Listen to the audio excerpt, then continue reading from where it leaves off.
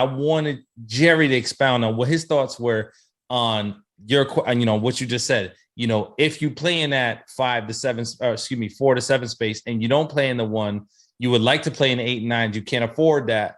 You refuse to play in the 1 to 3s, but so you have to settle with the 5. Why is that a good thing or a bad thing, or you don't agree or you do agree, G?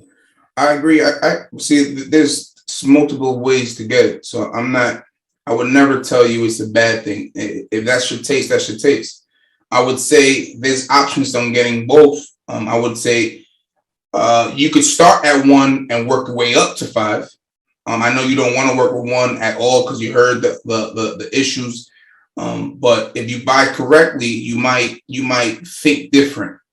What would you think? Well, my bad. I mean to cut you off, but I want to ask you this: what would it take for somebody who has that champagne taste with their beer budget, right?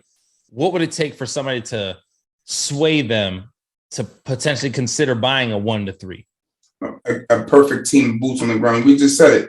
If you have the right people on your team, right, and they say, "Hey, listen, man, I know this is a 1 to 3, but this is like the borderline of 4.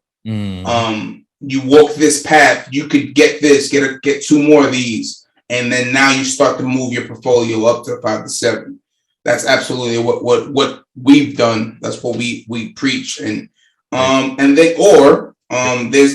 there's ways of getting the 5 to 6 if you don't have the champagne money. You have sellers concessions. We could do certain things to make it work, so you could get to the 5 to 7. It's just with the same ideology, right? So absolutely, you have 7 to 10 tastes, but you can only afford a 4 to 7.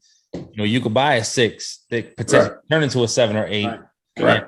Do the same thing. So I just want you guys to see and hear, not us, but the people listening, the consistency, and it doesn't matter which level you're on. You could use the same practices, but take them as you go from level to level to level. Absolutely. That's Jerry. That's actually.